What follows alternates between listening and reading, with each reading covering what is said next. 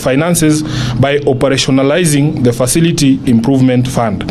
We support the call by doctors for the government to allocate at least 15% of its budget to health and to devolve the resources to the counties.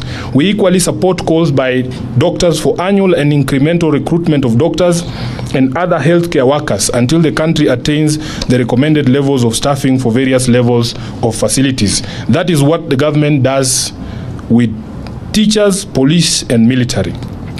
Finally, we have reviewed one of the most dubious scandals running in the country currently, the scandal of fake fertilizers being distributed to farmers by government agencies and also being disowned by those same agencies within government. It is a scam that goes to the heart of our very survival as a nation. Coming right in the middle of the planting season, the presence and distribution of fake fertilizer and seeds is nothing more than economic sabotage. We therefore reiterate that heads must roll.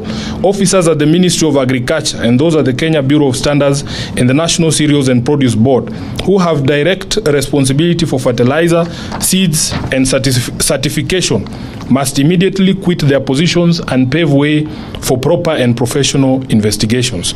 Those found to be responsible for these criminal activities of supplying fake seeds and fertilizer must be charged with sabotage and engagement in organized criminal activity.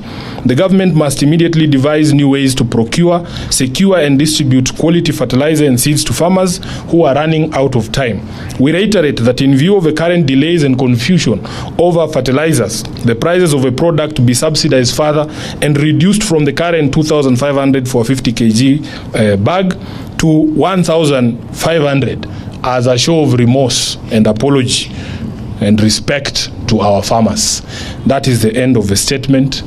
I am sure it is clear and there will be no questions. Perfect. Luka which?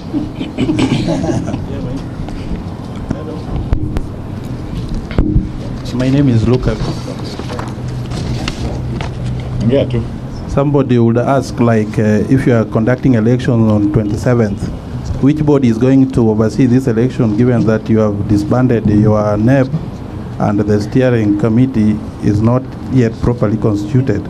2, are you going to do a manual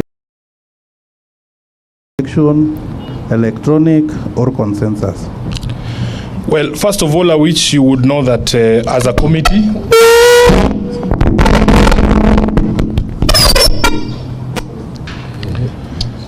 yes, the Central Committee did propose certain changes to election management within the party. Those proposals were sent to the Legal Committee, who have drafted the necessary amendments to our instruments. The party will be having its next meeting next week on the 12th for 11th, yes, for adoption of those changes. And thereafter, we will be holding a National Governing Council to adopt those changes. So we have our full timetable to ensure that all of those things are in place before the 27th. Secondly, as to the method that will be used, the rules of the party are clear. All those methods that you have spoken about are actually proper methods of elections in ODM. So the board, the election committee, will be sitting with our members in the regions, because not all regions are the same. They'll be determining which method best suits which region. Any other question? I thank you. I thank you very much. Thank you.